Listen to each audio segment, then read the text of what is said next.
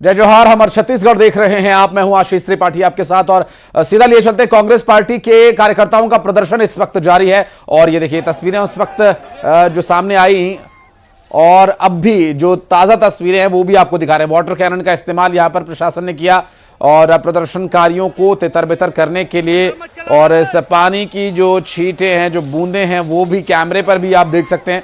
और साथ ही प्रदर्शनकारी इन कांग्रेस पार्टी के कार्यकर्ताओं की वर्तमान स्थिति क्या है, क्या रहेंगे, आगे बात करेंगे इस पर। हमारे सहयोगी वासु इस वक्त जुड़ गए हैं। वासु, क्या परिस्थितियां बन रही हैं अभी, क्या डिटेल्स मिल पा रही हैं और आगे कांग्रेस पार्टी के कार्यकर्ता कहां पर जाकर मानने को तैयार हुए हैं?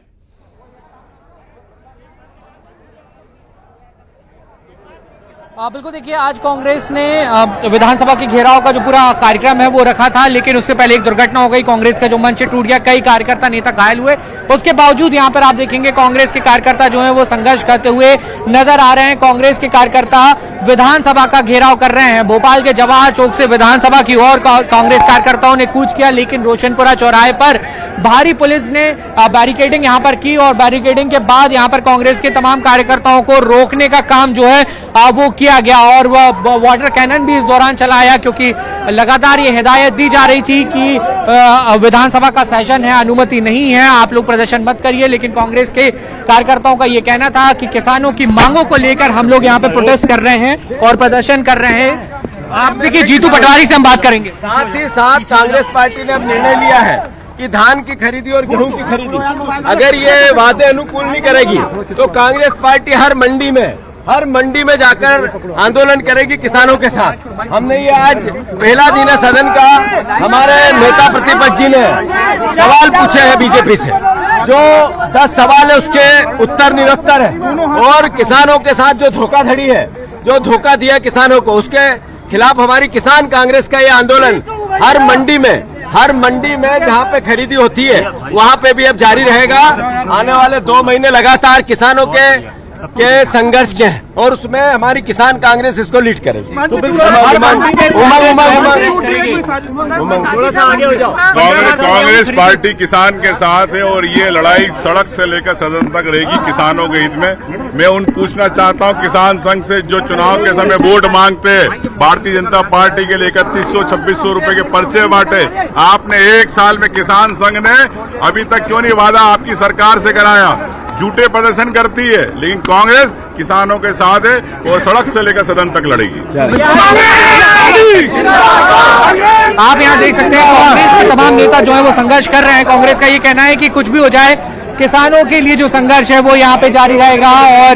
और वाटर कैनन चलने के बाद अब आप यहाँ पे देखेंगे कि कांग्रेस के जो नेता कार्यकर्ता हैं वो यहाँ से अब लौटते हुए आपको दिखाई देंगे, नजर आएंगे। और एक संघर्ष जो है वो यहाँ पे दिखाई दिया, क्योंकि मंच भी टूट गया। मंच टूटने से बड़ी संख्या में नेता कार्यकर्ता कांग्रेस के घायल हुए हैं। और घायल होने के बाद यहाँ पर चूंकि काफी कांग्रेस कोशिश ये कर रही थी कि बड़ी संख्या में लोग पहुंचे भी और लगातार यहाँ पे संघर्ष भी देखने को मिला। वाटर कैनन जो है वो यहाँ पर चलाए गए और कांग्रेस के विधायक आप देखिए वाटर कैनन से कपड़े भी कई नेताओं के फटे हैं, घायल भी कई लोग हुए हैं। सर, मंच टूट गया, वाटर कैनन भी चला। जी, जब किसान बोलता है निश्चित रूप से धरती हिल जाती है। अन्नदाता, अन्न खिलाने वाला व्यक्ति जब सड़कों पर उतरता है तो निश्चित रूप से बड़ा। तो आप ये देखिए कांग्रेस के तमाम जो नेता हैं, कार्यकर्ता हैं, वो यहाँ पर सड़कों पर उतरकर संघर्ष करते हुए नजर आए। वाटर कैनन चला, पुलिस के साथ जद्दोजहद भी कांग्रेस के नेताओं की, कार्यकर्ताओं की हुई, कई लोग उसमें घायल भी हुए। और अब संभवतः कांग्रेस के जो नेता हैं वो यहाँ पे अपनी गिरफ्तारी दे सकते हैं। तो विधानसभा के बजट सेशन का आज पहला दिन था। पहले ही दिन जमकर हंगामा कांग्रेस की, जब विधायक दल की कल बैठक हुई थी तो उसमें ही ये साफ कर दिया गया था कि सदन से लेकर सड़क तक सरकार को घेरने का जो काम है वो यहाँ पे किया जाएगा। और उसी के लिए यहाँ पे कांग्रेस के तमाम जो नेता हैं, कार्यकर्ता हैं, वो यहाँ पे संघर्ष करते हुए जाकर गिरफ्तारी दी जाती है। आप नजर बनाए रखिएगा, आगे डिटेल्स लेने के लिए फिर लौटेंगे और बातचीत करेंगे, आपसे अपडेट्स लेंगे। बहरहाल बहुत शुक्रिया आपका इस पूरे मामले पर जानकारी देने के लिए। तो कांग्रेस का ये प्रदर्शन चल रहा है और कुछ इसी तरह की कमोबेश परिस्थितियां छत्तीसगढ़ में भी बन रही है, क्योंकि भिलाई में पूर्व मुख्यमंत्री भूपेश बघेल के घर पर ईडी ने छापा मारा और कांग्रेस के कार्यकर्ता इस बात को लेकर नाराजगी जता रहे हैं। बघेल और उनके बेटे चैतन्य बघेल से ईडी की टीम शराब घोटाला और अन्य कोयला घोटाला जैसे विषयों को लेकर पूछताछ कर रही है। और साथ ही भिलाई के अलावा लक्ष्मी नारायण बंसल, पप्पू बंसल के घर समेत 14 जगहों पर ईडी ने छापा मारा है। उधर ईडी के छापे को लेकर सियासत भी गरमाई हुई है। भूपेश बघेल ने ईडी की कार्यवाही को पंजाब से जोड़ा और कांग्रेस को रोकने के आरोप लगाए। उधर विधानसभा में भी कांग्रेस विधायकों ने कार्रवाई को लेकर हंगामा किया। भूपेश बघेल के घर ईडी की रेड को लेकर मुख्यमंत्री विष्णुदेव साय ने कहा कि 5 साल की सरकार के दौरान कई घोटाले हुए जिनकी जांच सेंट्रल एजेंसीज कर रही हैं। सीएम ने कहा कि कई लोग घोटाले को लेकर जेल में हैं और कुछ जेल जाने की तैयारी कर रहे हैं। सीएम ने साफ किया कि सेंट्रल एजेंसीज की जांच में प्रदेश सरकार का कोई हस्तक्षेप नहीं। कांग्रेस की जो सरकार थी 5 साल की, उसमें तरह तरह के स्कैम हुए, घोटाले हुए और उसकी जांच सेंट्रल एजेंसियां कर रही हैं और कई लोग जेल के अंदर भी हैं, कई लोग जेल जाने की तैयारी में भी हैं। तो उसी निमित्त ईडी की जांच हो रही है और इसमें प्रदेश का कोई दखल नहीं है। प्रदेश का जिस तरह से आरोप की दुर्भावनाओं से हो रहा है, ये सेंट्रल एजेंसी जांच कर रही है। कांग्रेस ने बहिष्कार कर दिया विधायकों ने आज सदन का। आप भी अंदाजा लगा सकते हैं कि ईडी सेंट्रल एजेंसी है, उसमें प्रदेश का कोई लेना देना उससे नहीं है। ईडी के छापे पर विधानसभा में हंगामा हुआ और सदन के अंदर विपक्ष ने जमकर नारेबाजी की और भूपेश बघेल के घर पड़े छापे का विरोध किया। हंगामे पर विपक्ष के 15 विधायकों को निलंबित भी किया गया है।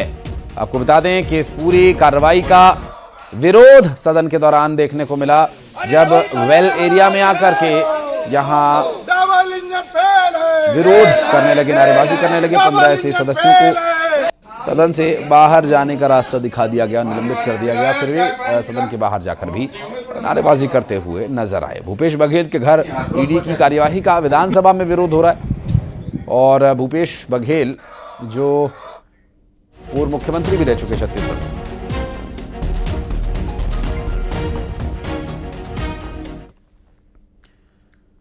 और विधानसभा में कांग्रेस विधायकों के हंगामे को लेकर बीजेपी विधायक धर्मजीत सिंह ने परंपराओं की अनदेखी करने का आरोप लगाया। उनका यह कहना था कि शून्यकाल जनता के मुद्दे उठाने का है, लेकिन विपक्ष ने अपने ही दायित्वों को भुला दिया और नहीं निभाया। विधानसभा में कांग्रेस पार्टी बहुत गैर जिम्मेदाराना तरीके से अपने दायित्वों का निर्वहन कर रही है, जिसे बहुत गंभीरता से विपक्ष के दायित्व का निर्वहन करना चाहिए। यहाँ की कुछ परंपराएं हैं, नियम हैं, व्यवस्थाएं हैं, जिसके अंतर्गत ही हम अपनी बात उठा सकते हैं और कर सकते हैं। प्रश्नकाल सिर्फ प्रदेश की जनता के कई समस्याओं के सवालों का जवाब लेने का मंच समय होता है और इसके लिए करोड़ों रुपए का खर्च होता है, लेकिन वो कोई छापे वापे की बात करके हंगामा और भूपेश बघेल के घर ईडी की रेड का कांग्रेस ने विरोध किया। कांग्रेस वर्किंग कमेटी के सदस्य पवन खेड़ा ने कहा कि बीजेपी ने विपक्ष के घर ईडी भेजने की परंपरा जारी रखी है। संसद में विपक्ष ने बीजेपी को घेरा है। आज से कुछ दिनों पहले कोर्ट ने सीबीआई का एक केस जो बघेल साहब के खिलाफ था उसको खारिज कर दिया था। कोई केस बघेल साहब के खिलाफ अभी नहीं है, लेकिन फिर भी आज ईडी की रेड उनके यहां हो रही है।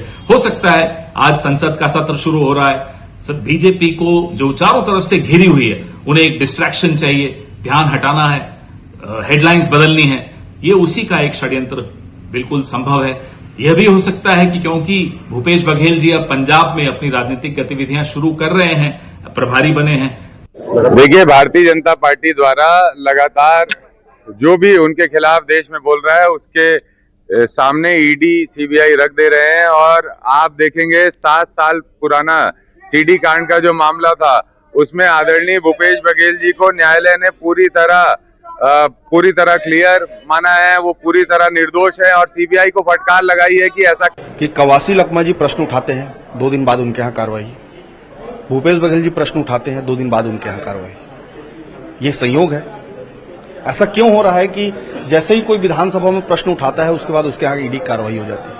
मैं यही कहूंगा कि ये दुर्भावनापूर्वक कार्रवाई को बंद करें और एक स्वच्छ राजनीति की तरफ आगे बढ़े। एक भी प्रूफ नहीं है। क्या ईडी प्रूफ कर पाई है? अदालत तो भाई जमानत दे रहा है ना। क्यों जमानत दे रहा है? क्योंकि प्रूफ ही नहीं है। दुर्ग में कांग्रेस कार्यकर्ताओं ने इसका विरोध किया है। भूपेश बघेल के घर के बाहर कार्यकर्ता एकत्रित हुए और प्रदर्शन किया। इस दौरान कार्यकर्ताओं के साथ झूमाझटकी भी हुई है। आपको बता दें कि भूपेश बघेल पर या यूं कहें कि उनके घर जाकर जो पूछताछ की गई या जो दस्तावेज खंगाले गए उसका विरोध कांग्रेस पार्टी के कार्यकर्ता कर रहे हैं और काफी संख्या में लोग वहां पहुंच गए हैं। और ये देखिए तस्वीरें उस दौरान की जब कांग्रेस पार्टी के कार्यकर्ताओं ने विरोध शुरू किया।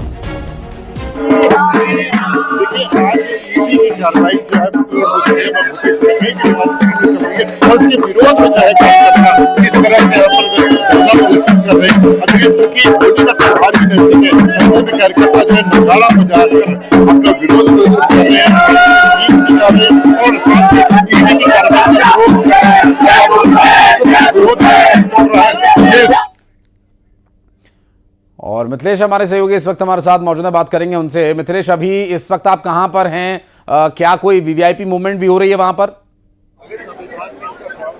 बिल्कुल बिल्कुल। देखिए डिप्टी सीएम यहाँ पर पहुंचे हुए, हम उनके साथ में बातचीत करेंगे। देखिए सर आज ईडी की कार्रवाई चल रही है। जहाँ तक मेरे को समझ में आता है कि ये पूर्वानुमान से है, ये एक सुनियोजित सोच को लेकर किए जा रहे हैं और विपक्ष को इसी तरह से दबाने कुचलने की मंशा से एक संवैधानिक तंत्र का दुरुपयोग किया जा रहा है। देखिए आज न सिर्फ यहाँ बल्कि 14 जगह एक साथ यहाँ पर रेड कार्रवाई की गई है और सीधा आरोप यहाँ पर लग रहा है।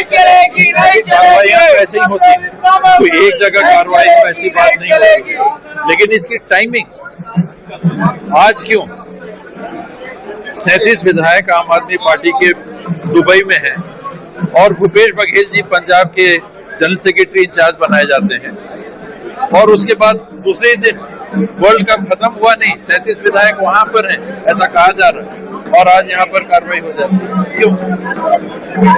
जो हमारे महाराष्ट्र के उप मुख्यमंत्री हैं, जिनके संदर्भ में स्वयं प्रधानमंत्री जी, गृह मंत्री जी ने सार्वजनिक बयान दिया कि 60-70 हजार करोड़ का घोटाला इनके संदर्भ में है, वो भाजपा की गवर्नमेंट के साथ उप मुख्यमंत्री बने, वहां कोई कार्रवाई नहीं हो रही, यहाँ हो रही। क्यों? वहां क्यों नहीं हो रही? क्या पंजाब से कोई कनेक्शन यही दिखता है ऐसे ही। नेक्स्ट स्टेप आप लोगों का? हम अपने साथी के साथ हैं और हमेशा साथ रहेंगे।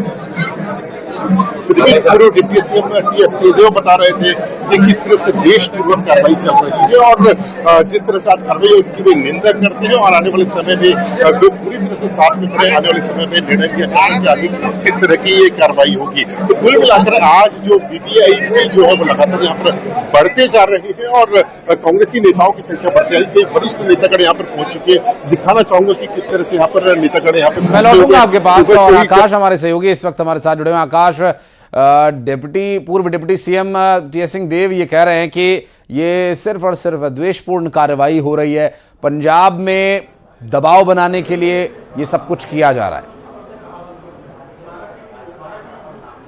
जी बिल्कुल। देखिए ये सदन में भी आज जमकर हंगामा हुआ है। जिस तरीके से भूपेश बघेल के घर में ईडी की कार्रवाई हुई है उसको लेकर सदन में जो विपक्ष के तमाम विधायक थे वो हंगामा करते हुए गर्भगृह तक पहुंच गए और उन्हें निलंबित कर दिया गया। 20 से ज़्यादा विधायक थे और निलंबित होकर आज सदन का बहिष्कार कर दिए। सभी जो विपक्षी विधायक थे वो भूपेश बघेल के घर के लिए रवाना हो गए। इधर अगर आरोप प्रत्यारोप को देखें तो जो यहाँ पर उमेश पटेल ने बयान दिया, पूर्व मंत्री हैं कांग्रेस कांग्रेस के, उनका कहना है कि जब जब कांग्रेस ने सवाल उठाया है तब तब ईडी की कार्रवाई हुई है। उनका कहना है कि पूर्व में लखमा ने भ्रष्टाचार को लेकर सवाल उठाया था, उसके दूसरे दिन उनके घर ईडी की कार्रवाई हो गई। इसी तरीके से भूपेश बघेल ने प्रधानमंत्री आवास को लेकर आवाज उठाया तो 2 दिन बाद उनके यहाँ ईडी की छापेमारी कर दी गई है। एक तरीके से दबाव बनाने की कोशिश की जा रही है, एजेंसियों का दुरुपयोग। बिल्कुल, और ये आरोप लगातार कांग्रेस पार्टी के हर कार्यकर्ता, हर नेता के द्वारा लगाया जा रहा है। बहुत शुक्रिया आपका इस पूरे मामले पर जानकारी देने के लिए आकाश। और गरियाबंद में सुरक्षा बलों के हाथ लगी है बड़ी कामयाबी।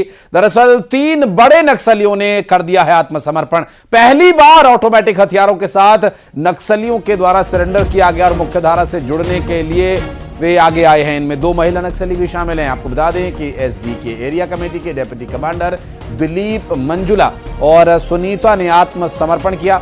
कई वारदातों में ये नक्सली शामिल थे। तीनों पर 15 लाख का इनाम घोषित किया गया था।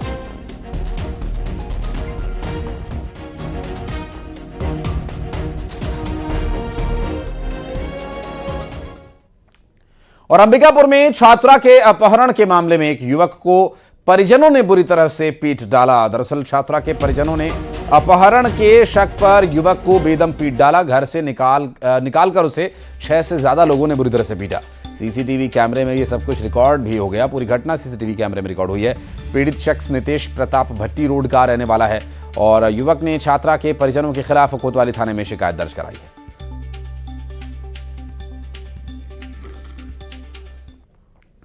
और दंतेवाड़ा में भीषण सड़क हादसा हो गया, जहां ट्रैक्टर और स्कूटी में भिड़ंत हो गई। स्कूटी में 2 लोग सवार थे और एक की हालत गंभीर बताई जा रही है। वृद्धाश्रम के पास यह हादसा हुआ है और इस दुर्घटना में स्कूटी के परखच्चे उड़ गए। गीदम थाना इलाके का यह पूरा हादसा। और अंबिकापुर में ग्रामीण की मौत के मामले में 3 आरोपियों को गिरफ्तार कर लिया गया है। फिलहाल आपको बता दें कि आरोपियों ने जानवरों का शिकार करने के लिए बिजली का तार बिछाया हुआ था। शिकार के लिए बिछाए गए तार की चपेट में आने से ग्रामीण की मौत हो गई और इस मौत के बाद से तीनों आरोपी फरार चल रहे थे। दरीमा थाना इलाके करमहा गांव का यह पूरा मामला है। अंबिकापुर में एक शख्स ने सुसाइड से पहले सोशल मीडिया पर एक पोस्ट किया। सोशल मीडिया पर शख्स ने लिखा my last day. Social media post करने के बाद उस शख्स ने फांसी लगा ली। और विद्यासागर विश्वकर्मा दरीमा थाना क्षेत्र के सखौली का रहने वाला बताया जा रहा है, जिसने आत्महत्या की। हालांकि कारण क्या कुछ रहा अभी तक स्पष्ट नहीं हुआ।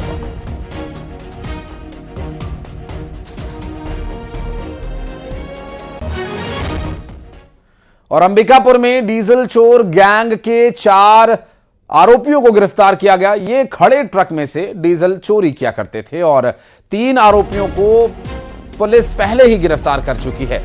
3 महीने पहले खमेरा खदान के पास खड़े ट्रक से 580 लीटर डीजल चोरी किया था इन्होंने। कवर्धा में डिप्टी सीएम विजय शर्मा ने सड़क हादसे में घायल मरीजों से मुलाकात की। अस्पताल में डिप्टी सीएम ने घायलों का हालचाल जाना और बेहतर इलाज के उन्हें निर्देश दिए। और कांकेर में पीजी कॉलेज के पास सड़क पर भालू घूमता हुआ दिखाई दिया। सड़क से गुजर रहे एक राहगीर ने इसका वीडियो बनाया। हालांकि गनीमत रही कि भालू कुछ दूरी पर था, अन्यथा ये दुर्घटना भी हो सकती थी। प्रधानमंत्री नरेंद्र मोदी 30 मार्च को छत्तीसगढ़ के दौरे पर आ रहे हैं। डिप्टी सीएम अरुण साहब और केंद्रीय राज्य मंत्री तोखन साहू ने तैयारियों का जायजा लिया। विधायक सुशांत शुक्ला, धर्मलाल कौशिक समेत कई अधिकारी और अन्य नेता मौके पर मौजूद रहे। पीएम मोदी बिलासपुर और बिल्हा के कार्यक्रमों में शामिल होंगे। और अब टॉप 20 खबरें दिखाते हैं। भिलाई में